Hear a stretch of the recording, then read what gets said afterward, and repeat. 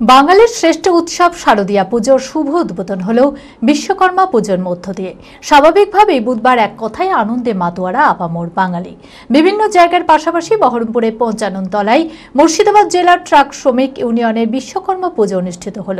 উপস্থিত ছিলেন বহরমপুরের প্রাক্তন সাংসদ তথা কংগ্রেস নেতা অধীর রঞ্জন চৌধুরী। এছাড়াও উপস্থিত ছিলেন জেলা ট্রাক শ্রমিক ইউনিয়নের সকল সদস্য সহ সাধারণ মানুষেরা। মানসিক স্বাস্থ্যের জন্য সবার আগে যে নামটি মনে ভেসে ওঠে, সুস্থ মনের ঠিকানা মনোবীক্ষণ। যোগাযোগ নাম্বার 7477799513। বিশ্বকর্মা পুজো এসে যাওয়া মানে যেন উৎসবের মরশুম শুরু হয়ে যাওয়া, কারণ এরপরই তো বাঙালির শ্রেষ্ঠ উৎসব দুর্গাপুজো।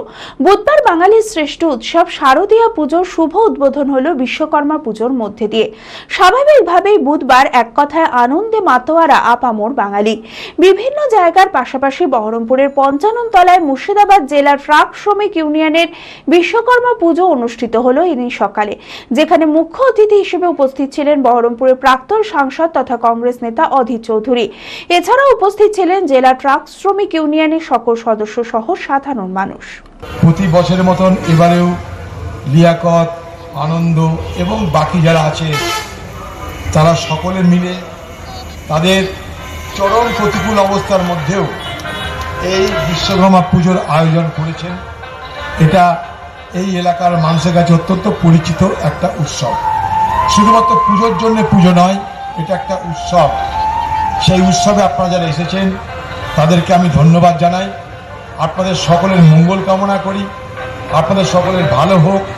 বিশ্বকর্মা পুজো মানে হচ্ছে শারদীয়া উৎসবের প্রারম্ভ। সারা বাংলা শারদীয়া উৎসবে আচ্ছন্ন হবে। এই সুবাদে আজকে যে শুরু হলো শারদীয়া উৎসবে, তাতে আপনাদের অংশগ্রহণের মধ্য দিয়ে আমরা সবাই ধন্য হলাম। আপনাদের সকলের মঙ্গল কামনা করে সকলকে নমস্কার জানিয়ে, সালাম জানিয়ে, ছোট ছোট ভাই বোনদের স্নেহ ভালোবাসা জানিয়ে আমার কথা শেষ করছি। নমস্কার। নবাবে থাকছে এবার পুজোয় আভিজাত্যের সেরা উপহার।